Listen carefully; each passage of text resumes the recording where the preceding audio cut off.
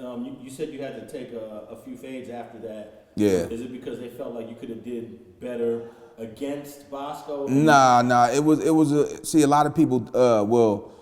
Some homies of mine, you know, they was saying accusations and making all these comments.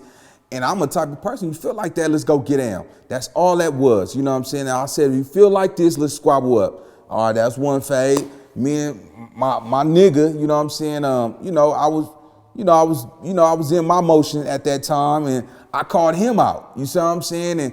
And that's always been my nigga. I took some things personal. You know what I'm saying? When you go to spend Thanksgiving with a nigga family and all that shit, all I know how to do, if it don't work out, hey, I win or lose, I'm willing to get down with you behind it. That's all it is about Nina Boy. Nina Boy ain't the toughest nigga, but I will squabble with you if I feel like it's something that I ain't cool with. And that's it. I'm willing to take wins or losses that come with that. So, you know what I'm saying?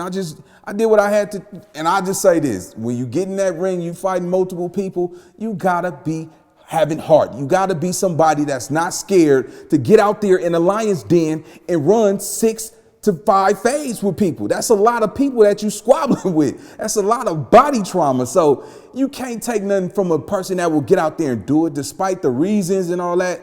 Did he do it? I absolutely got out there and I did it. I come out a winner? Absolutely not.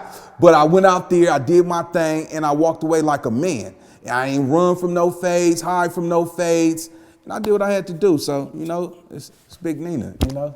So it sounds like you're willing to jump back in the ring with another opponent if it's right. Yeah, absolutely. I mean, I think the audience need to see that, because I definitely got, first of all, the streets know I got heart. The streets know I'm with it. I ain't had no name for just standing on the corner. You know what I'm saying? So I think, you know, I can give the people what they want for the right price. You know, the price going up, you know what I'm saying? But at the end of the day, a lot of these dudes wouldn't even get out there and squabble up with nobody. So I'm not concerned with, you know, too many people's opinions. This is just for me. You know what I'm saying? Any opponent that either you called out recently or has called you out recently?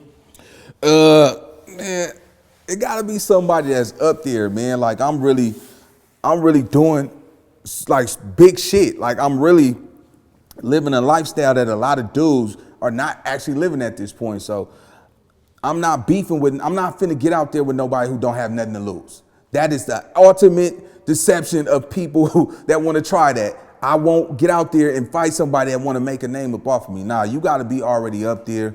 You got to have something going for yourself, not driving your baby mama Kia Sport with the sprinkled motherfucking steering wheel on that motherfucker. We not doing all that, gang. We not. Okay. I'm too suave for that. You know what I'm saying? And niggas know I'm with it. So that's not even no small fries to a Big Mac, you know? Now, there was a recent fight with a guy from your section, Asmo, or AKA Moneybag Rose. Moneybag Rose. Fought DW Flame. Okay. What do you think about that one? He understands. Like, I think he gets it, because I think his perception of boxing in the ring is the same as in the streets. You know what I'm saying? It's a total different format. You know what I'm saying? Now, trust me, I've been knowing Asmo my whole life. The nigga hit hard. You know what I'm saying? I've been fighting this nigga my whole life. This is really a childhood friend. He had made statements about me that I wasn't cool with. That would led to the argument, to the fight. See, all that shit people saying deep, that wasn't no DP. I said, nigga, you feel like that, bro, we can get down. You see what I'm saying? Man to man. That's all that was. You see what I'm saying? And doing his coming up in the ranks, salute to Moneybag Rose, because he was able to see, like, wait a minute, nigga, you get in that ring, it is not no motherfucking street fight. It is specifically a art. You know what I'm saying? If you're not taking it serious, you're gonna look like you don't know what you're doing. You see what I'm saying? And I think for the record, Asmo can literally fight in real life. Is he a boxer? Absolutely not. We all thought we could box. And we went out there and fucking failed and made an ass out of ourselves. And I'm gonna be honest, he made an ass out of himself. DW Flame made an ass out of himself. That shit he did was not nothing spectacular. It was throwing them noodle arms. Like, you know what I'm saying? This is not to aim shots at him, but that shit was trash too. You said you was gonna do something to the homie, and you didn't bend him. You didn't do nothing. So, you know. I thought he threw some really good body shots. Yes, but we talking about a whole boxing match, the whole fight, it was amateur like a motherfucker. He portrayed it to be somebody who had boxing skills. Now, can he fight in the streets? I'm pretty sure he can probably throw them. But I think a lot of us that get into the boxing sector, man, we gotta take that shit serious because niggas gonna be having noodle legs and all that shit. People are gonna get hurt if you don't know what you're doing. But let's be clear, in boxing, the ultimate goal is to not get hit. Fuck all that shit, oh, you didn't throw nothing. No, don't get hit. You see what I'm saying? So, it is what it is. Well, it sounds like you would be willing to fight DW Flame. He got a huge name, so it seems like he'd be at that level of someone that you'd be willing to fight.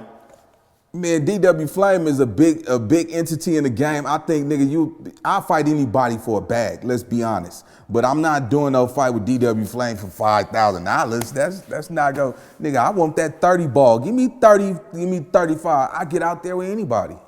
30 ball, you got Nina boy, and I don't give a fuck about it's business for me. People gotta understand I'm about business. I'm not portraying to be, oh, I'm a knock DW. What?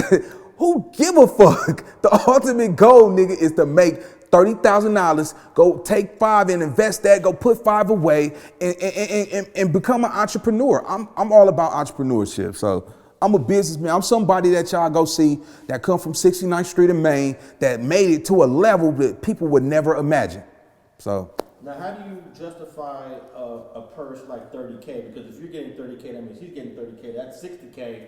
And do these fights even generate enough money for the promoters to profit if they got to pay y'all 60 racks?